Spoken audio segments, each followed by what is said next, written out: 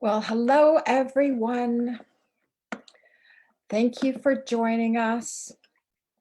I'm going to get started very soon. It's just 2 minutes before we are ready to go. And in the meantime, I'm just going to connect my headphones. Oop. There we go. Won't be long.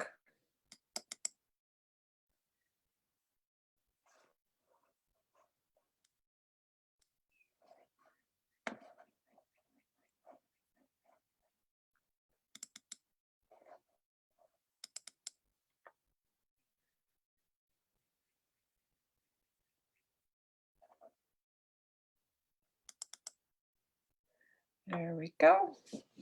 That's almost got it. 6:59.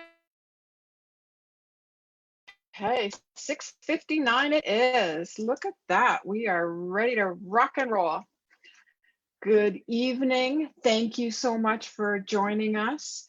My name is Sharon Parento, and I will be presenting tonight the Decluttering Battle Plan. Really want to thank you, each of you, for being here. We have this chat feature where you can type in your questions or leave your comments.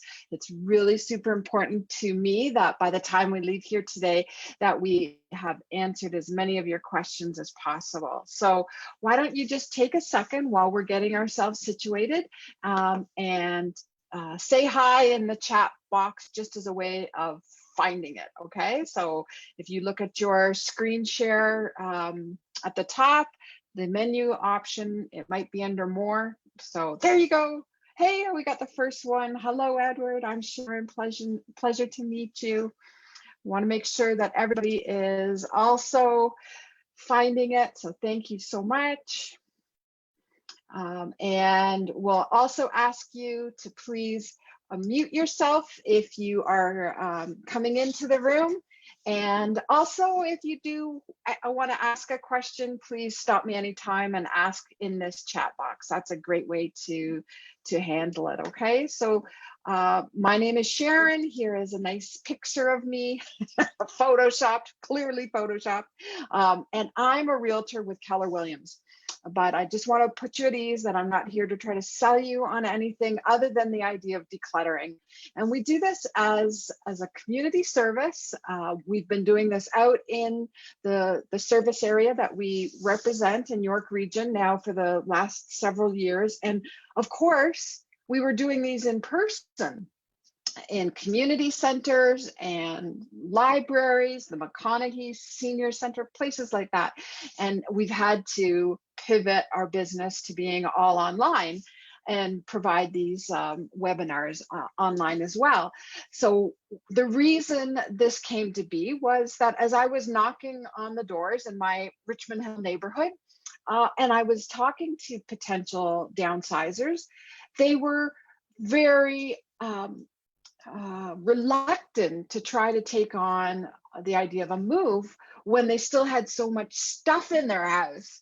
So I was hearing the same questions over and over again and the same challenges. So I thought, well, why not see what I can do to help people get unstuck? And I have to tell you, that is my favorite part of my job, is to get unstuck, get people unstuck. So there we go. We've been doing this in the community. And I actually, while I think of it, have a special community offer at the very end of today's presentation. So stick around. I've got some important, valuable offer. It sounds like I'm one of those like commercial, like standby operators, we'll throw in some ginseng knives, but really this is a legit offer. So just hang around and wait, and we'll show you what we have to offer. So hello, welcome. I'm Sharon. I hope that you're going to find today informative, helpful, inspirational, all of those things. We're going to start with identifying the high cost of clutter. Really, I've been using this metaphor of like a battle plan and clutter as the enemy. So we need to get to know our enemy. We need to understand exactly what it's doing to our lives as a way of increasing our motivation and giving ourselves that intention to act upon it. So without further introduction, I'm going to get started on that now. And as I mentioned to you, we have time for question, and we also have some special offers at the end. So look at that couple. They do not look like they have clutter, do they? Maybe he does. Maybe he's got some clutter.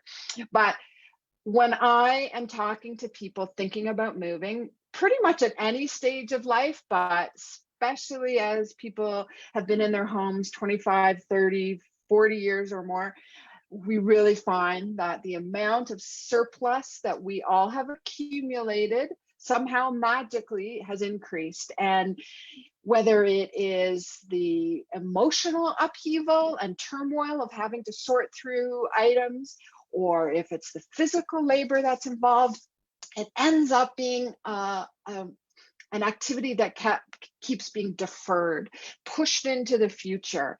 And people say to themselves, well, someday I'll get to that basement. And it never happens. And so what ends up happening is that they are now in a home bigger than they need to warehouse their stuff. And it's just as simple as that. We all have more than we need. And you know what? That's such a blessing in one hand. But what I've noticed, and maybe you've seen it in your life too, is that there is this window of opportunity when you have the wherewithal to be able to tackle this situation. So first of all, the fact that you are here, I want to congratulate you. You made a decision, because either you've got more stuff than you need and it's presenting an issue for you now, or you foresee the time in the future when this is going to be a problem. And if you've ever had to clear out an estate, you know that that is just an awful task. And I guess that each of us would not wish that upon our children in particular. So kudos to you to being here, that you've decided to decide. You've been here, and today we're going to get you on that track of a lighter, less cluttered place to live. And regardless of whether you're trying to sell your house, or a year from now, 5 years, doesn't matter to me. What matters is that you live your best life, like Oprah says, live your best life now. And we want to get your homes in shape for you to live in and enjoy now. And also, I can tell you as a realtor, it's the number one thing that will add value to your home. Skip the granite countertops and the hardwood floors.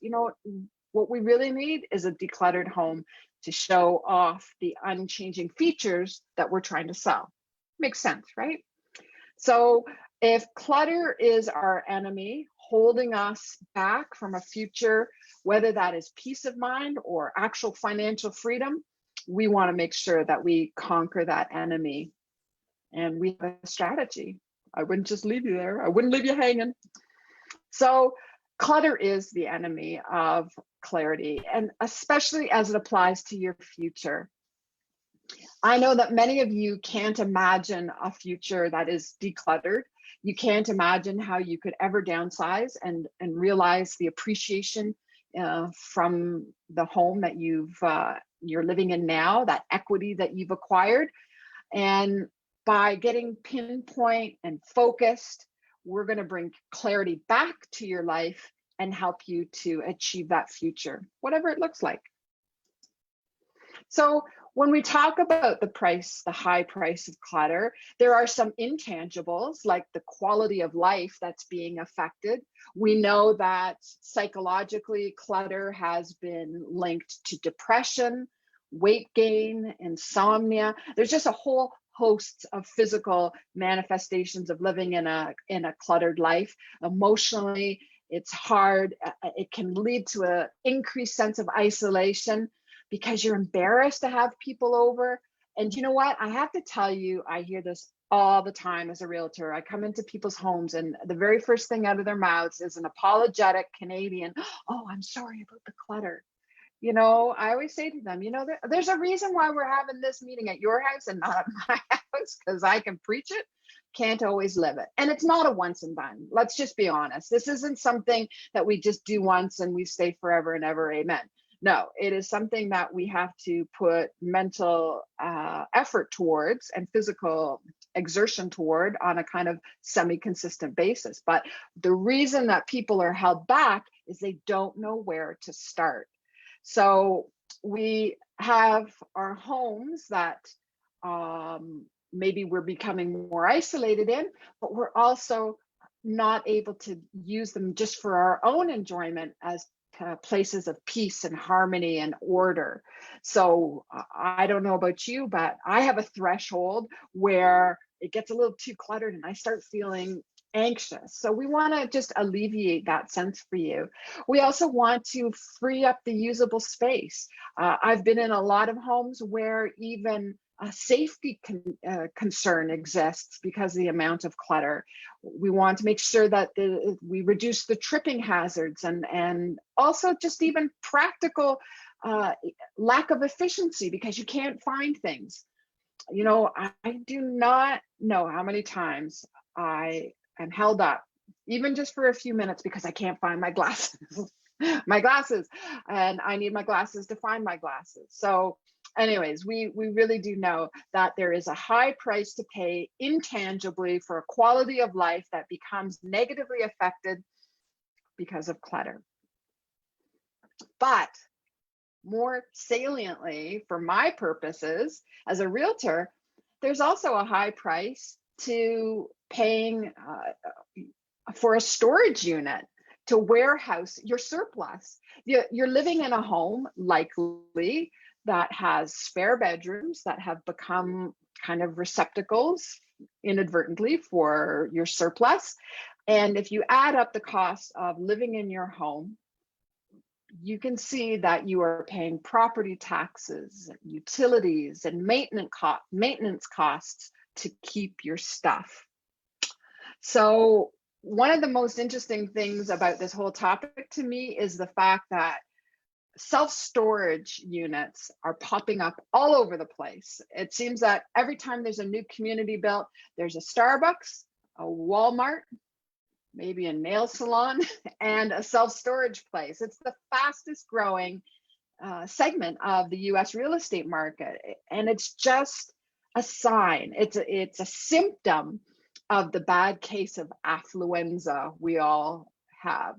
And just like this isn't something that one day happened to you, it didn't just like a tractor trailer didn't just back up your driveway and dump a load of stuff in your basement. It has been settling over time. And it's going to take a solution that also exists over time. But don't worry, we're going to get you there. So when you look at the amount of usable space in your home, if you're like me, you have empty bedrooms. As a matter of fact, the Toronto Star reported there are 2.2 million empty bedrooms in the GTA, meaning that there's a ton of people living in a bigger house than they actually need, that they actually use. 70% of seniors are overhoused. And interestingly, about the same amount of people are needing some of the equity in their house to help them retire. So all of these things just add up to an overwhelming picture that clutter is bad. Clutter is the bad one. Decluttering, that's the good one. So I wanted to show you this just as an interesting, this is pulled directly from the Toronto real estate market. And you can see that the average price in the 905, which is where I live, where I practice my real estate business, the average price of a detached house in March of this year was $1.3 million. The average price of a house that more accurately or appropriately fits most retired people is probably a townhouse or maybe a condo. And look at just even a townhouse. The difference in a townhouse to a detached home is $450,000 that you could access by liquidating your biggest asset and then using that money for a much more enjoyable future. And you know what, I have to tell you, as we get closer and closer to the time to travel, my goodness, bricks and mortar do not hold that much attraction these days. I think there's this pent up desire to get out and experience the world. And I really do believe that this wonderful real estate market that we are living in right now as potential sellers, this is a great idea to cash out and start living. And really, if you're overhoused or you have to keep a house for your stuff, I think we might reconsider the options. I want to give you some options. Yeah, so this is funny and true. I need another book on decluttering. I lost the other two I borrowed. Yes. So those frustrations and even just the inconvenience of losing things or having to repurchase things that you know you have, but you just can't find them. And it ends up that we usually buy a lesser version the second time around. We know we've got a really good Phillips screwdriver somewhere, but be darned if we can find it. So off we go to Dollarama and pick up some cheap substitute. So when you add up all those costs, it's really a lot to hold on to stuff. So one of the things I like to do with my clients, we all come to this situation acknowledging that we have more than we need, but maybe not really thinking about what has held us back up until this point. What has stopped you so far from dealing with the clutter?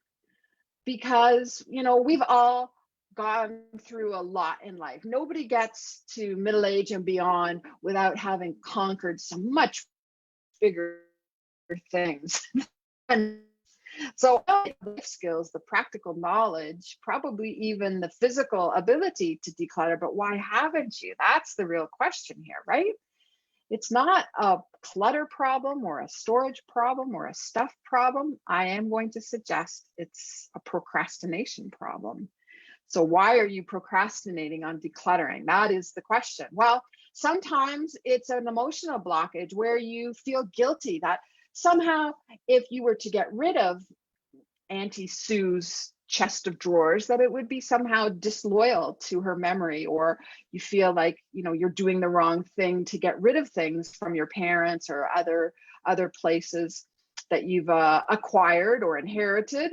But I want to let you think about that thought. I want you to think about your thinking and see that really you have to measure the value of something based on how it is adding or subtracting to your life now or to the future life that you're trying to architect for yourself, right?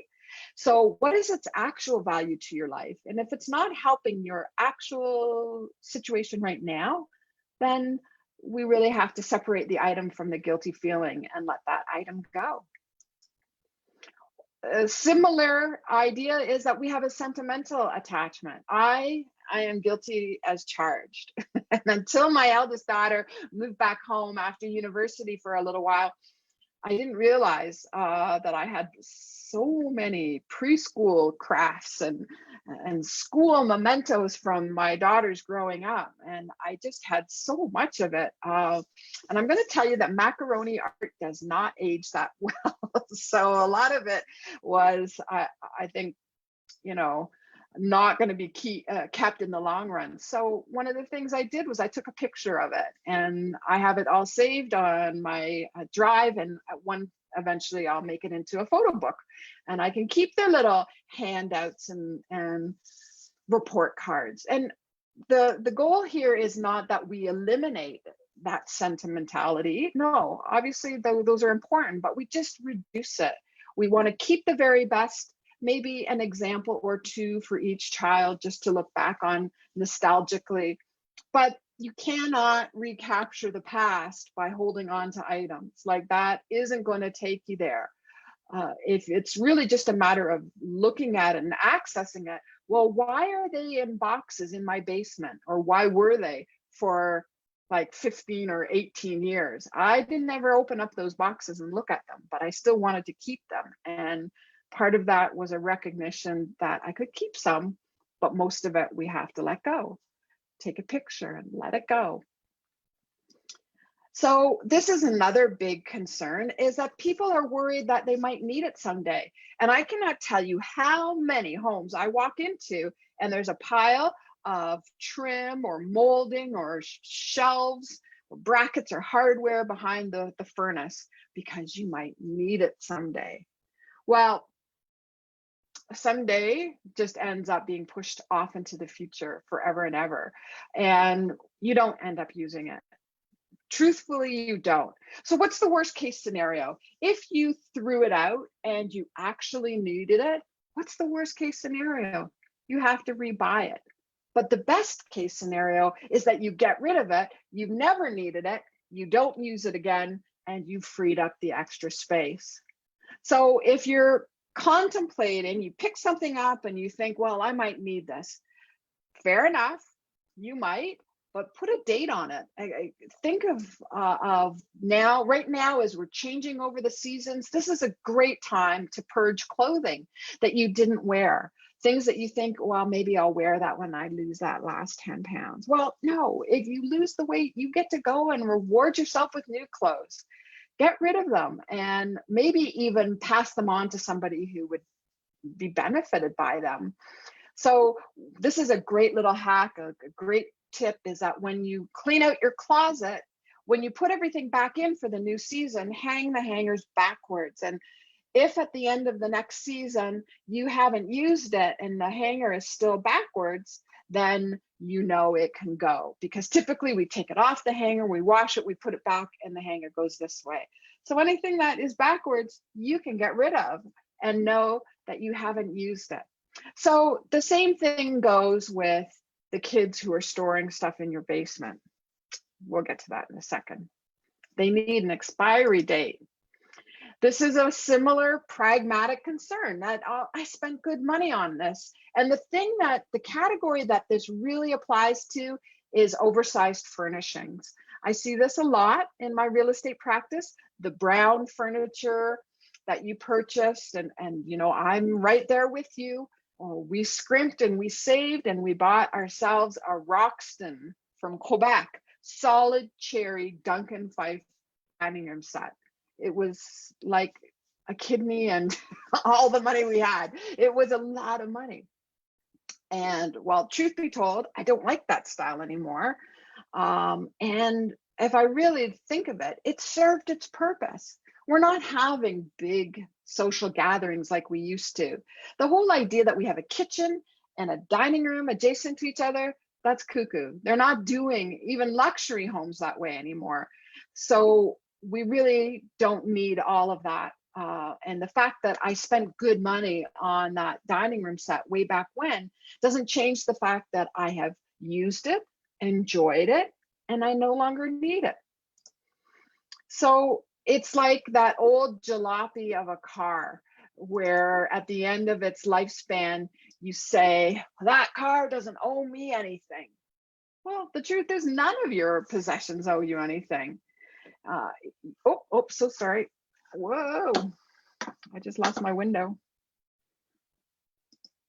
Whoop, sorry. So sorry. I got a little carried away on my hand motions there. So enhancing your life or holding you back is the only measure of real value for any item that we own. Okay, so moving right along, we see that we can be trapped in either negative emotions or positive emotions. But when you sit back and you detach yourself a little bit, you can see that the only thing that really truly matters is your present and your future, not the past. So here's another one, another set of potential reasons that people will tell themselves. And I don't know what you tell yourself. I know what I tell myself about the things that I keep. But some people, it is the idea that it's a luxury item.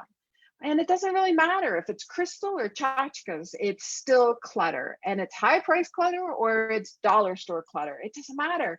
It still is the same cost in the ways that we have already evaluated mentally and financially, all of those things. So it doesn't matter if it's something that's expensive or cheap. I can understand it. One of them, it's easier to get rid of. but still, let's just look at the cost that you're paying to hold on to that item. Sometimes people really find comfort in their possessions. And I can tell you that my very first real estate transaction was with a hoarder, a bona fide hoarder. We're not talking somebody who was messy or somebody who had a lot of stuff. We're talking like a real hoarder. And I know that one of the things that he derived comfort from was just seeing his stuff spread out. Now that's an extreme, but we all have a little bit of that in us maybe. So what I want to suggest to you is that you're going to have to get a little bit uncomfortable to see this process through. Growth doesn't happen in comfort. Growth happens outside your comfort zone. And ironically, we're going to grow by diminishing. And that's what I want for you. I want your future to be bigger than your past, not materially, but experientially and qualitatively. Well, those are some big words for tonight. Now, sometimes we have a sense that what we own is an investment, like it's a collection of some sort. I'm going to tell you, a lot of times they're not worth what people think they are. And then secondarily, if God forbid something should happen and your collection has to be gotten rid of by your family, they're going to get pennies on the dollar. The only way that your collection is actually an investment is if you liquidate it. You have to get rid of it in order to realize the profit from it.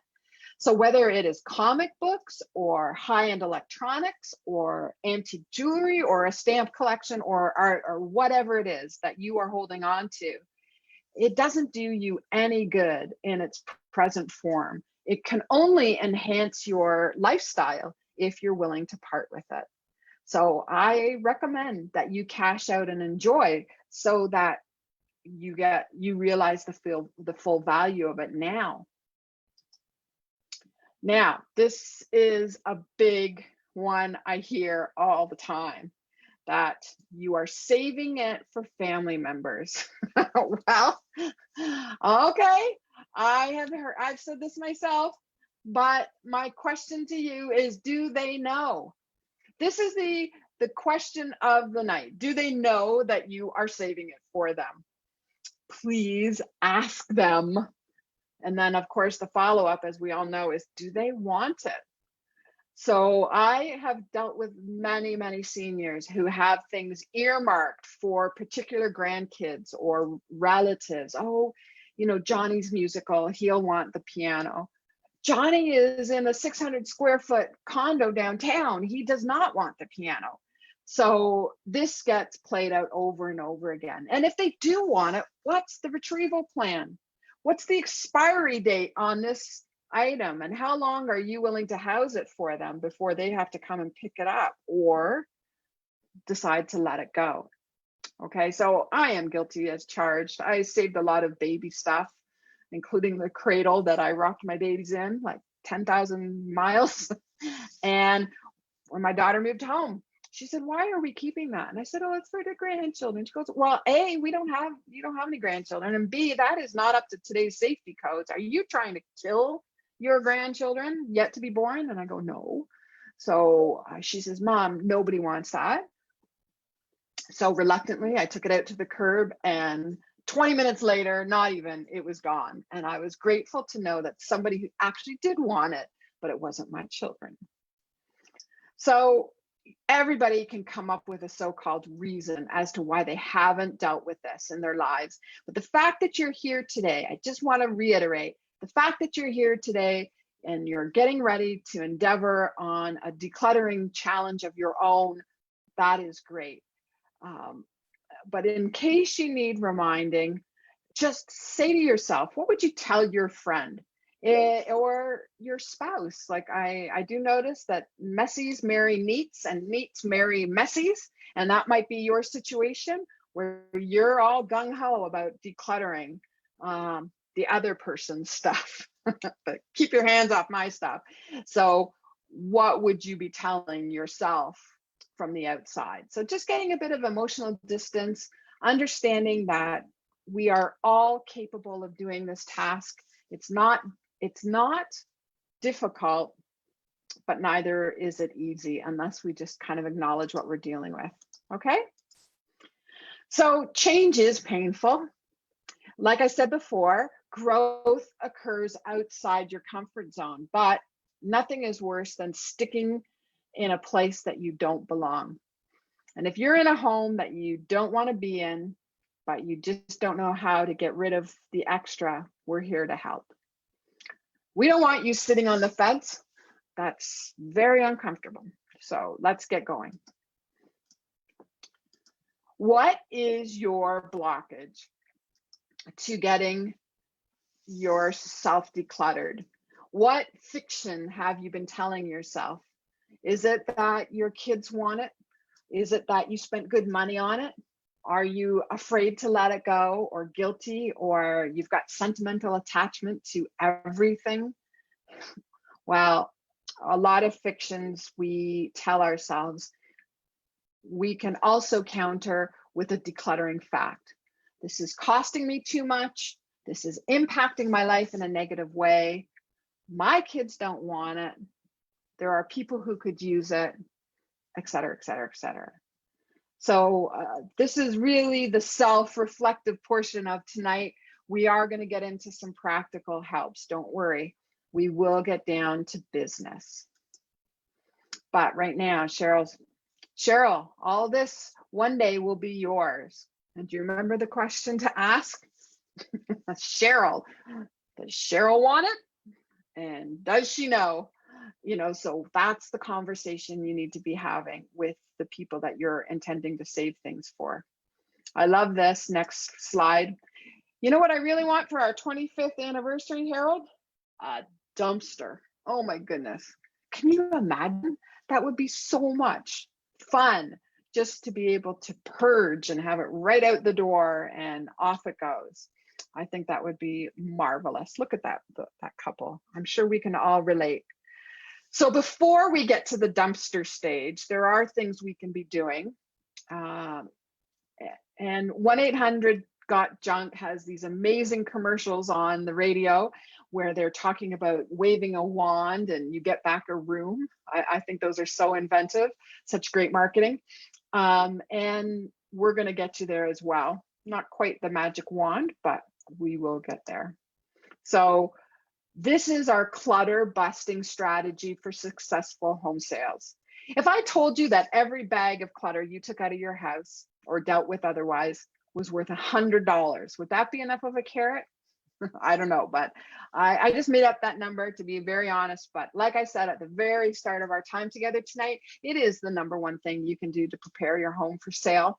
It will make all the difference. But how to get started? Well, like we have been using up until now to organize this is a battle, and the battle has an enemy. The enemy is clutter, but like every enemy, we can defeat it with a plan. I'm all about the plan, and the plan begins with preparing to do battle. So we're not going to just start marching in on enemy territory without some weapons and some preparation and a strategy. We're going to start by starting. And that means that we're going to put a date on the calendar. We're going to mark that as D-Day, which is going to stand for decluttering.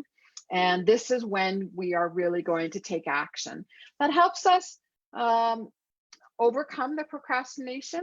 Maybe it's even a matter of telling your spouse or your kids that this is your resolve. And I've noticed that with my kids, when I have a united front, that is when they respond. So maybe it's also about sharing in this journey with a friend, and you're going to do it together. So you both agree that at the beginning of the month or the beginning of the week, you are going to get started on this. And a part of giving notice to the people around you is also what we discussed earlier about letting your kids know that you will no longer be warehousing their hockey equipment, their university textbooks, their rock and roll posters, that you really need to make a change and you need their help. You have to get their buy-in.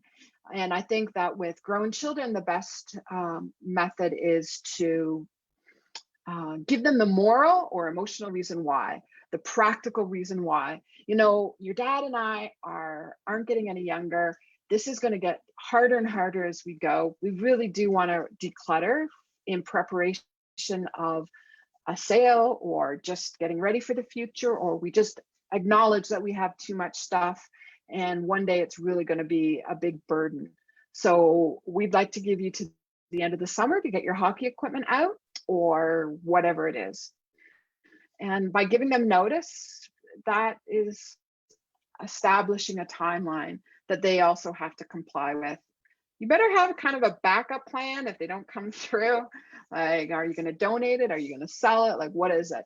Now, some of us, myself included, we don't have children that even live in the country. They're far afield. Like, and so that conversation has to be dealt with a little bit more gently. And maybe it's a matter that you're willing to hold on to some of what they have left behind, but definitely not all of it. The other thing we're going to do while we're preparing for battle is gather up the supplies we need. Every army needs its weaponry, and your weapons are going to be the garbage bags that you get from Home Depot that are for contractors. They're going to be the clear tote bins with a lid on them, things that you can see, boxes that you don't mind getting rid of if you were to donate, maybe some magic markers, a roll of tape, those kinds of things. When we start with this plan, we don't want to have any of our good intentions stymied by not having the equipment with us. That would just be frustrating. And so we want to make sure everything is all gathered and we know what day the garbage goes out on, and we've got everything ready for us. Maybe even a couple of extra garbage tags for the municipality so that there's nothing stopping it from going out, out, out. Find out what the times are and which of the charities are accepting donations at different times. This is a really great project from now until D-Day, okay?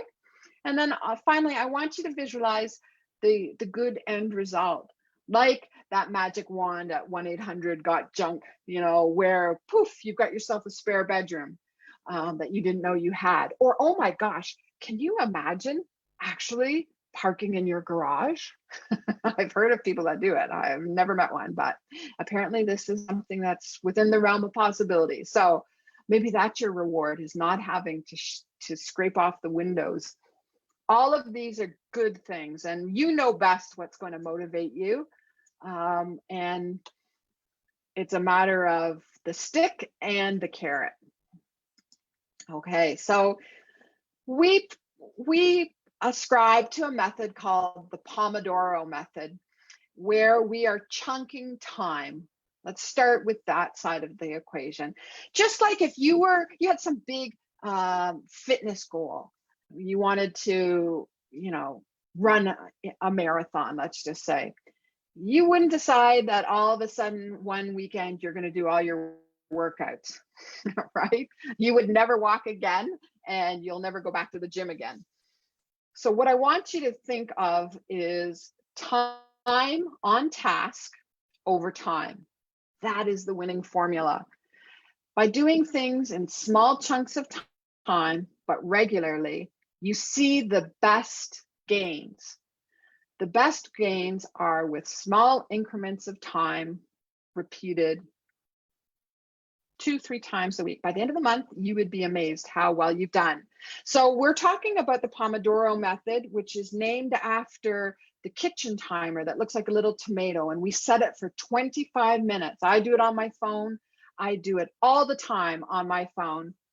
When I have some kind of task that I'm trying to avoid right now, it's tax season, so it's paperwork.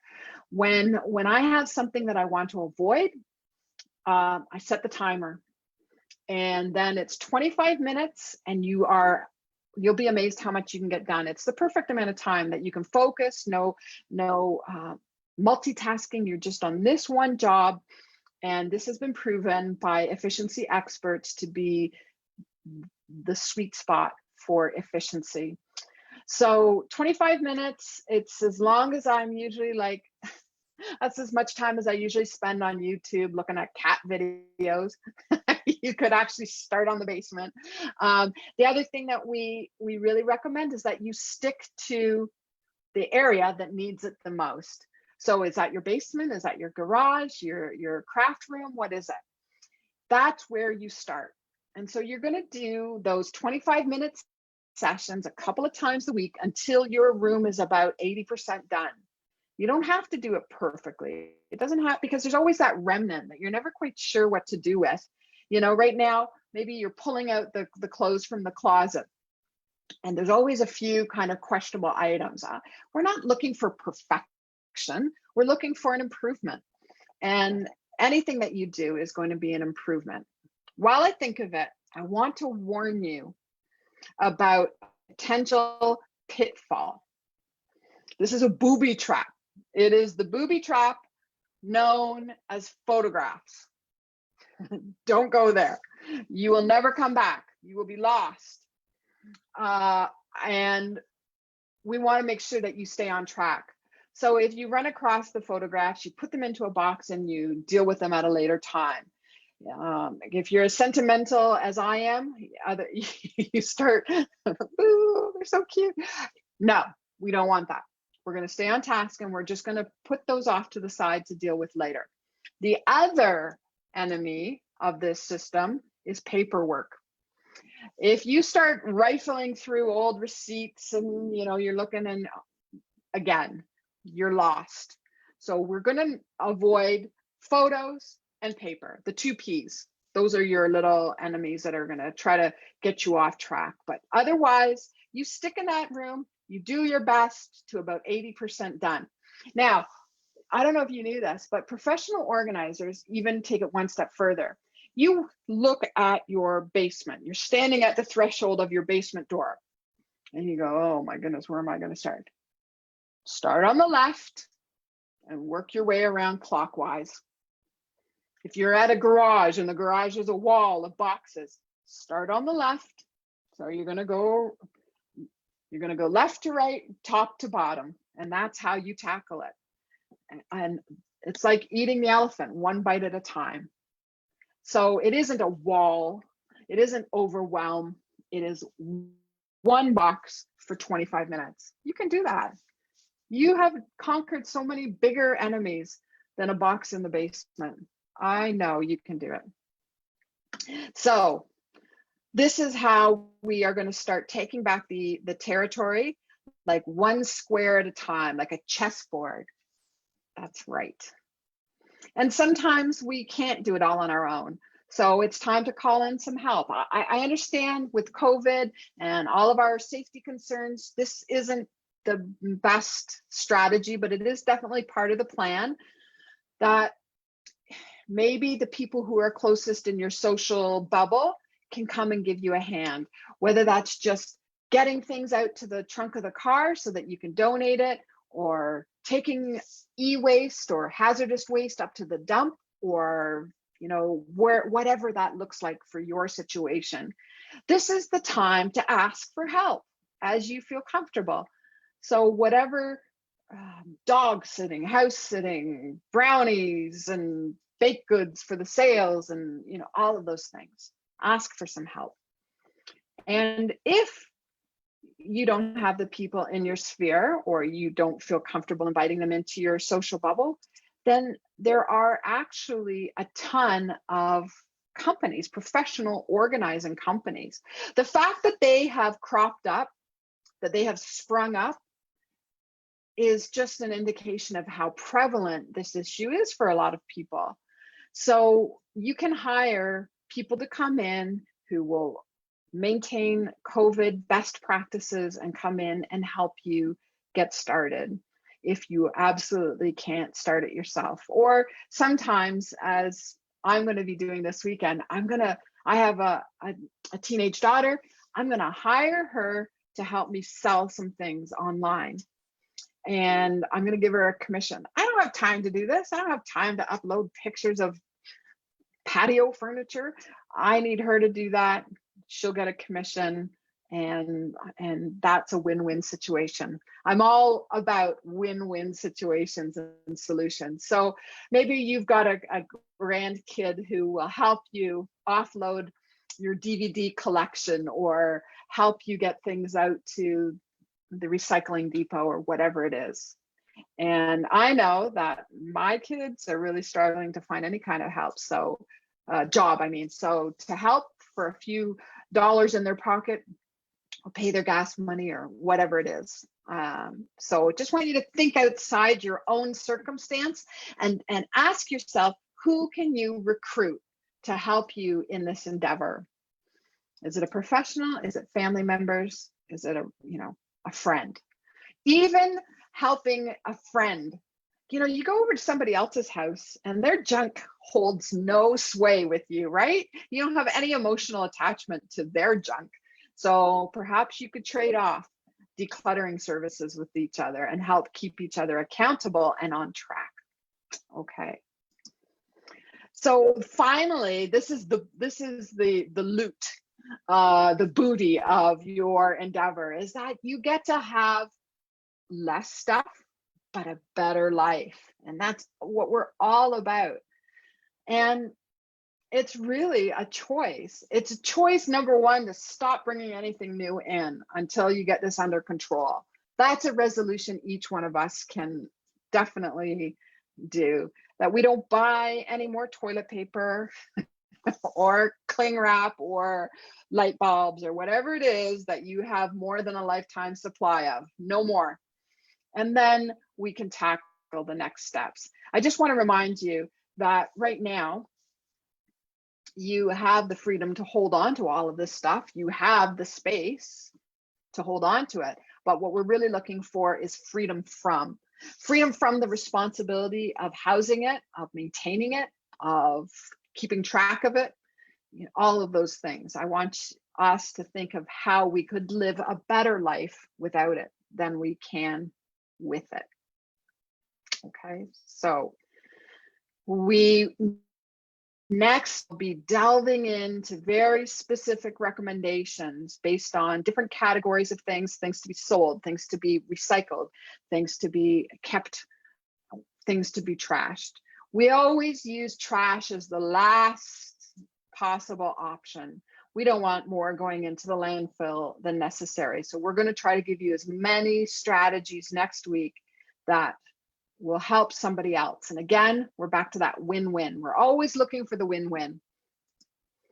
And as part of our offer to the people who are attending tonight, we have this 30-day decluttering challenge.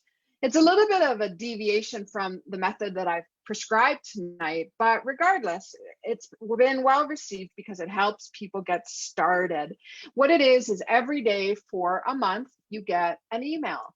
And that email has a task with some tips, some motivational quotes, and it's just something that you can start on your own and maybe even invite a friend to join with you.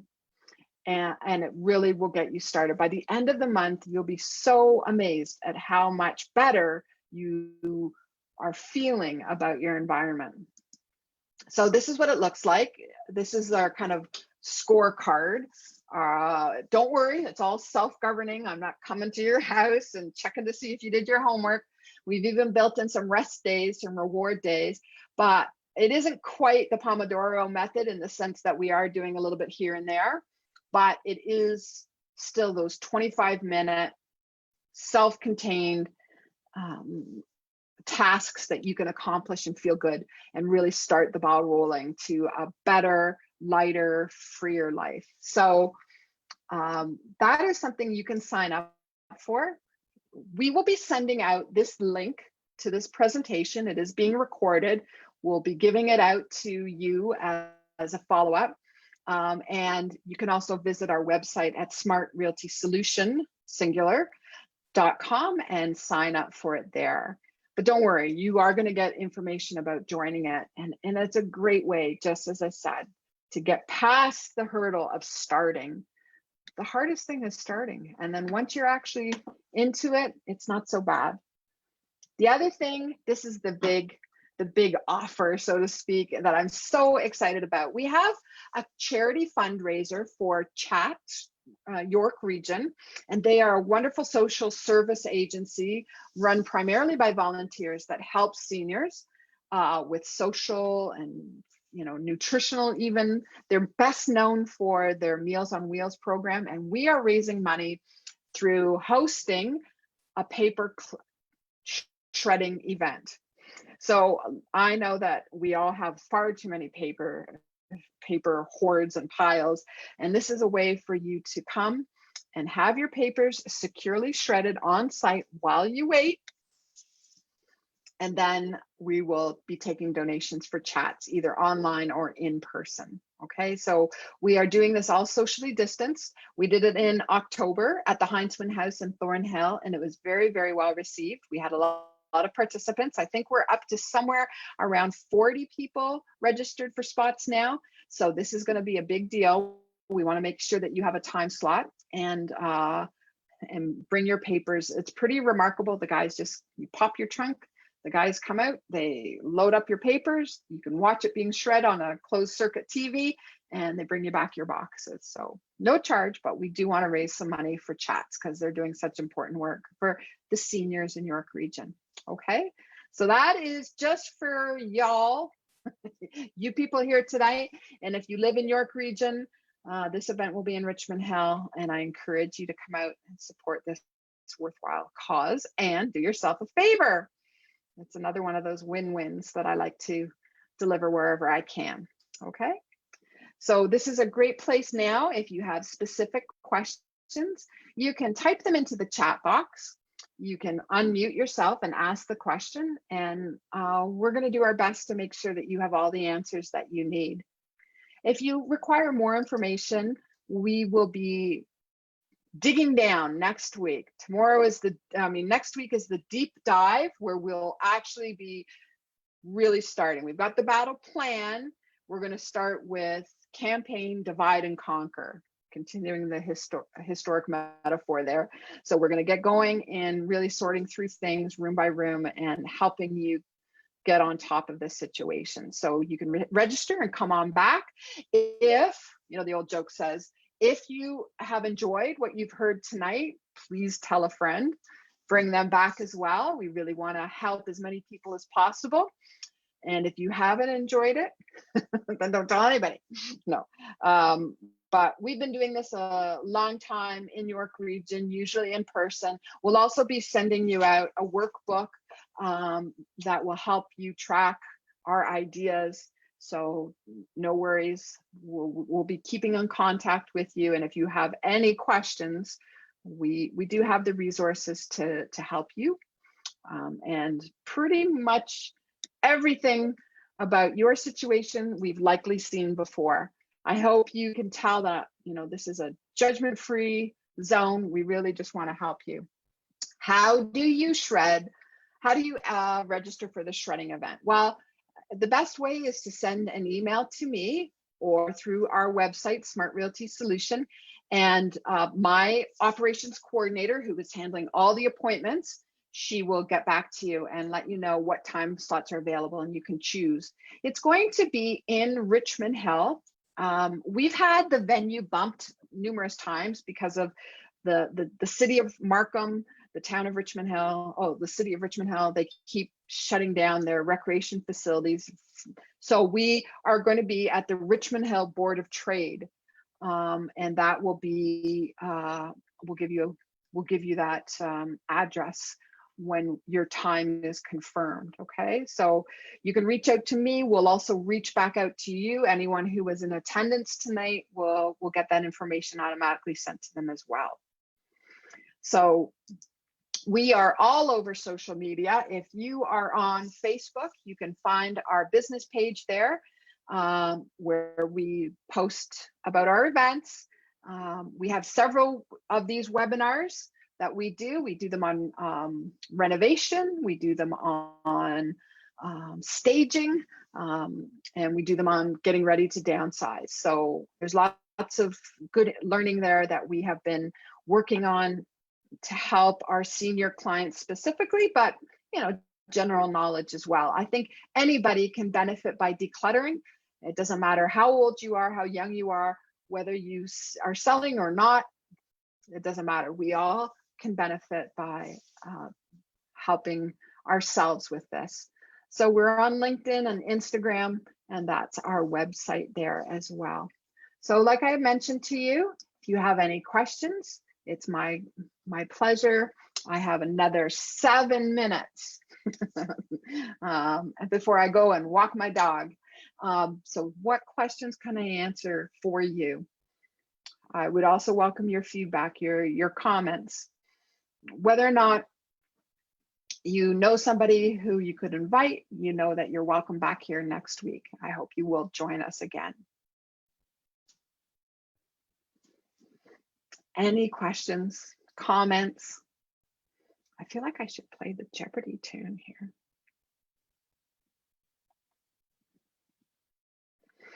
If you're not sure how to find the chat box, you're welcome.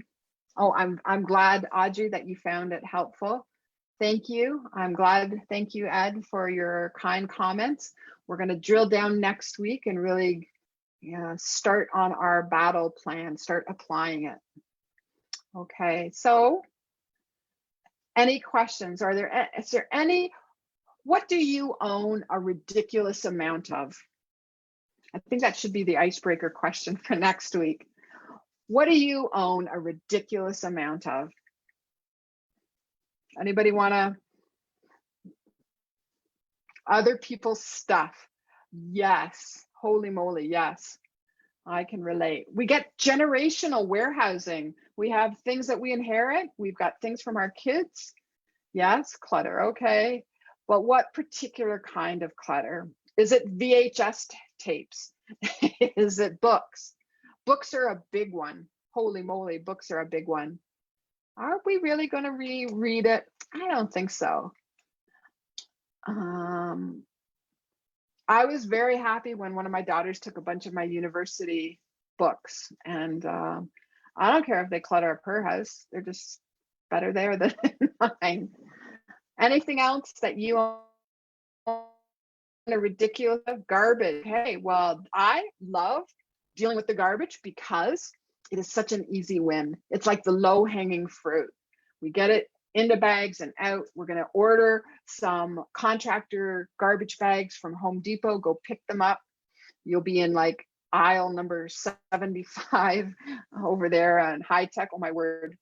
I think I was in spot 58 last week. So we ordered those online. They're a little bit more expensive, but they hold so much more. They're worth it. And out it goes. I love that. That's every once in a while. Books, it's tougher now because the libraries are not accepting donations. That's true.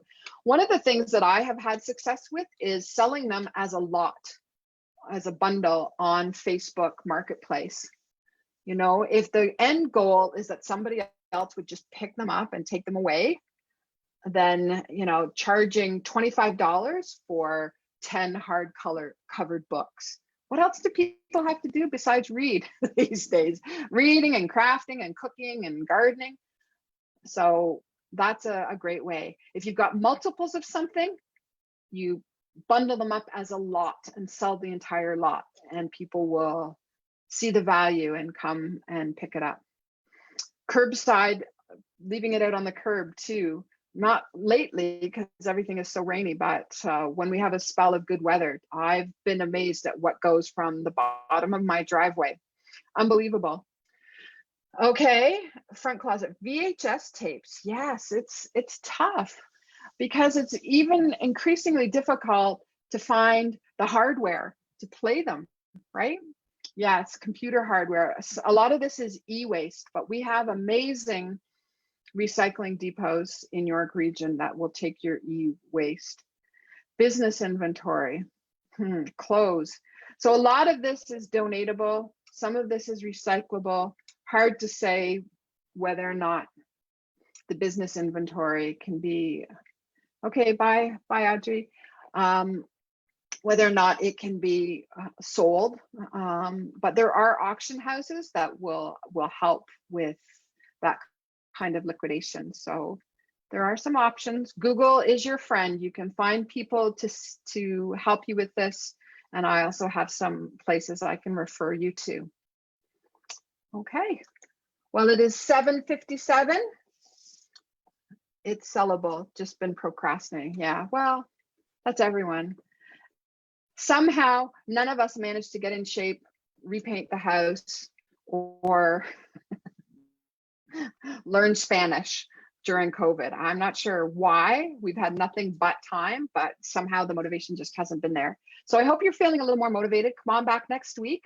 We'll make sure that we anchor down your good intention with some practical helps, because that's the key to success here. Okay. Thank you all. I'm going to go walk my poor doggy and give myself a break as well. So I look forward to seeing you next week. Please bring a friend. In the meantime, if you have any questions, please reach out. Thank you. Bye for now.